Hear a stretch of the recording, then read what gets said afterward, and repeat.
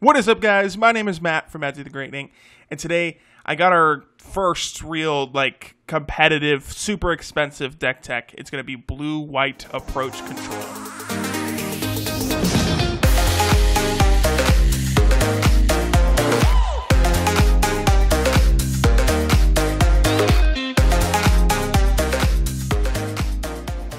For those of you that haven't seen this list, whether you're just a new player or you don't really look at that many deck techs or you just, I don't know, been living under a rock, this deck has been making some waves. And it didn't make waves at World because that was just a repeat of last year's Pro Tour. But I do expect a version of this deck to be in the upcoming Pro Tour. I think this deck is really strong. It's probably the one deck when I think of what's my control matchup when I'm making one of my other decks. This is the deck that comes to mind. This is probably the best control deck outside. It beats Grixis control. It can beat blue-red control. I think it's just super strong once this deck hits 7 mana. But anyway, go ahead, hit that like button. Helps out a lot. Subscribe if you are new. We just hit 3,000 subscribers. Super awesome. So help me hit 4,000. And click the eye icon in the top right corner. Vote for whatever deck you want to see next. 5 choices for you up there. You guys know how to vote. Let's get into it. Let's start with our win conditions, and this shouldn't come to a surprise to anyone, or I hope it shouldn't. We're going to be playing 3 copies of Torrential Gearhulk and 3 copies of Approach of the Second Sun. There's not much that Torrential Gearhulk can't cast in this deck. We're running a few enchantments, and obviously Approach can't be cast from it. But most of the cards in our deck, mainly our counters and our card draw stuff, can be cast with Torrential. And there's actually another card we're playing in the deck. It's from Ixalan. That's instant speed. It's mass removal. Hopefully you guys know what I'm talking about.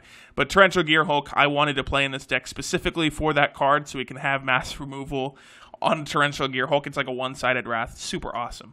But yeah, I've seen people not play Torrential Gearhulk in these lists, and they're only playing it in the sideboard, and I think that's a little foolish, a little bit greedy. But yeah, we're going to be playing Torrential Gearhulk in this deck, excuse me. And then 3, Approach of the Second Sun. The question with Approach in this deck was how many copies I'm going to be playing it. Originally I was playing 2, then I bumped it up to 3, then I bumped it up to 4, and then we moved back down to 3. We pretty much only want to see it once a game.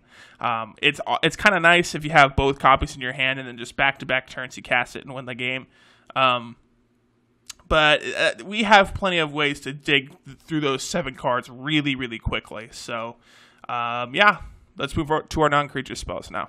All right, we're just going to start at the bottom of the curve and move up, but I'm not going to split it up into counter spells and removal and card draw and stuff like that. So we're going to be playing 4 copies of Opt, 2 copies of Search for Azcanta, and 3 copies of Censor. Okay, so Opt is a really awesome card in this deck. It's actually our only turn 1 play, at all. I mean, we could cycle out a Censor, but Opt is just super awesome. Just scry 1, then draw a card for 1 mana is actually really strong. If you're flooding out, Opt's really good. If your mana screwed, Opt's really good. Just a super strong card on turn 1 can, really set the pace for what the game's going to be about. As for Search for Azcanta, I'm not sure if I'm pronouncing that right, but this card has impressed me. I was just going to throw it in here and it was going to be kind of like a little laugh, kind of a goofy card in the deck. I wanted to play it just because it looks cool, but it's actually a really strong card. So it's just at the beginning of your upkeep, look at the top card of your library. You may put it into your graveyard. Basically, you're scrying, but instead of putting it at the bottom, you're putting it into your graveyard. Then, if you have 7 or more cards in your graveyard, doesn't have to be instants or sorceries, you may transform this. And this turns into a legendary land called Azcanta, the Sunken Ruin. It gets tapped for a blue, which is really relevant. More lands for us is awesome. But also, you can pay 3, tap this, and look at the top 4 cards of your library. You may reveal a non-creature, non-land card from them and put it into your hand. Put the rest on the bottom of your library in any order. This is another way to search for our Approach. For 3 mana, every single turn, you get an extra card of your choice from the top 4 cards of your deck is just ridiculously strong. The reason we're only playing 2 is because we are bound to run it into this. We're like a control deck. We're going to be drawing a lot of cards. So the 2 was pretty much it's got to only be 2, not 3, not 4. It's an awesome turn 2 play. It's awesome if it's in your starting hand, but we can't run into more than just 2 copies of it. That's just bad for us. And then 3, Censor. Early counter spell, cycles out, helps dig for Approach.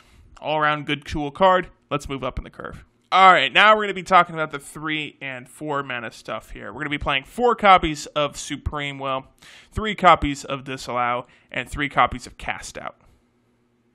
Okay, so Supreme Will, you guys know how good this card is. Basically a counter spell and like an Anticipate in the same card for only 3 mana. Super, super awesome. Can help dig for approach. Can counter stuff. Can be cast with the Torrential Gearhulk. Really awesome stuff there.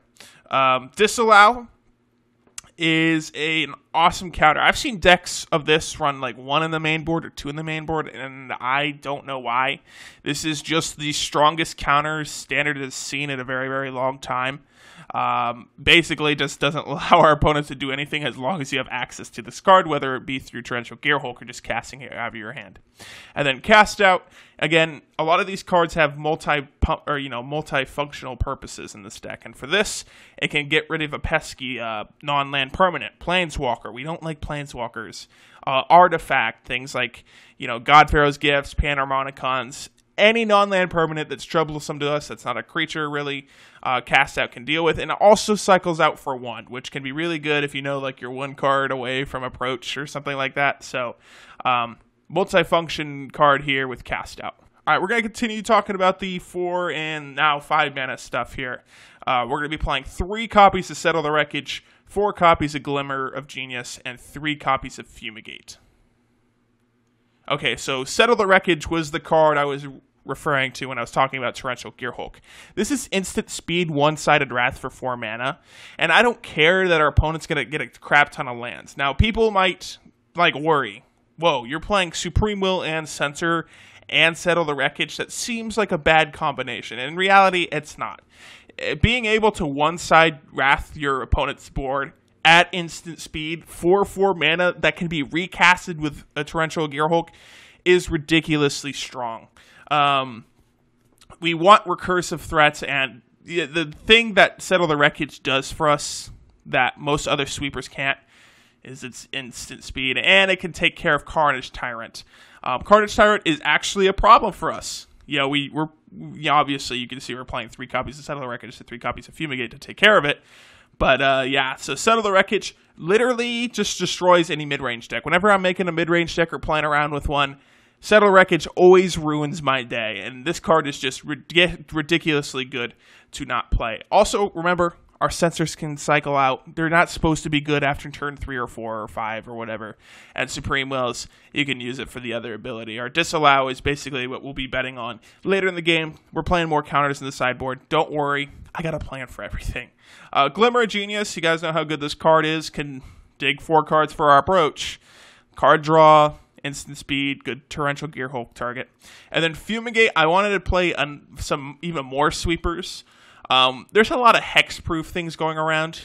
Example A, Carnage Tyrant. Example B, Bristling Hydra. Those cards are super, super popular right now, and they're just so weak to mass removal. Honestly, I'm okay with trading a Fumigate for a single Carnage Tyrant. If that's the entire board is Carnage Tyrant, because Fumigate can do that for us. It can kill hexproof things, which is actually relevant right now.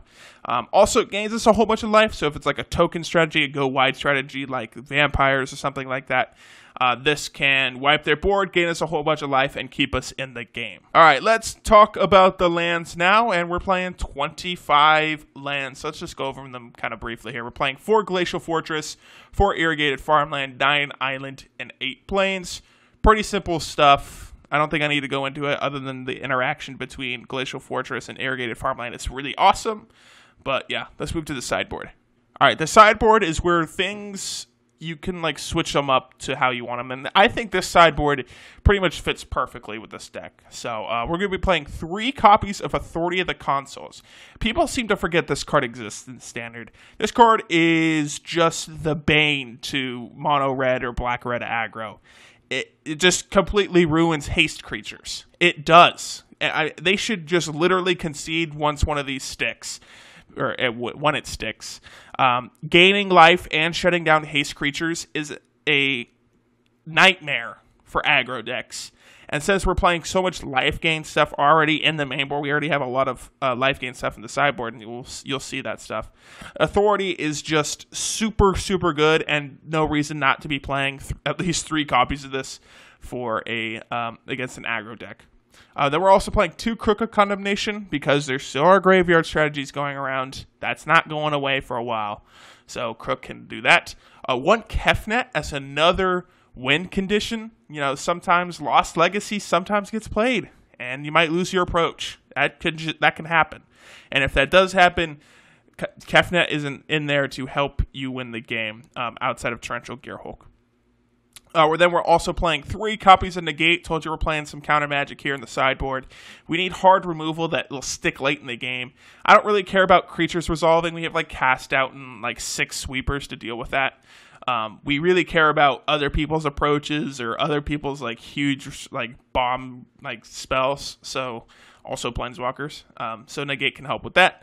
3 Regal Caracal, because I guarantee when people see what deck you're playing, they're going to take all their removal out and just put in a whole bunch of aggressive spells and like protection spells. So Regal Caracal can just slip onto the board and just put 7 like lifelink power onto the board. It's just super strong. I've seen it played in all these blue-white lists, and I tried it for myself, and they're right to do so. It's very good. Puts out 3 blockers, got some lifelink with it. That's awesome. And then 3 copies of Renewed Faith to finish out the sideboard.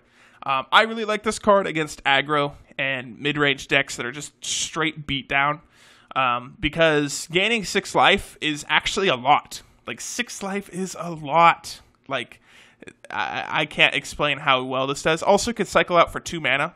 It can be like a 2 mana draw card, gain 2 life, which actually isn't terrible. So, if you need absolutely more life gain in the deck, Renewed Faith is the way to go. Thank you guys so much for watching. I hope you enjoyed. Main and sideboard, this will cost you about 220. Main board alone is like 190.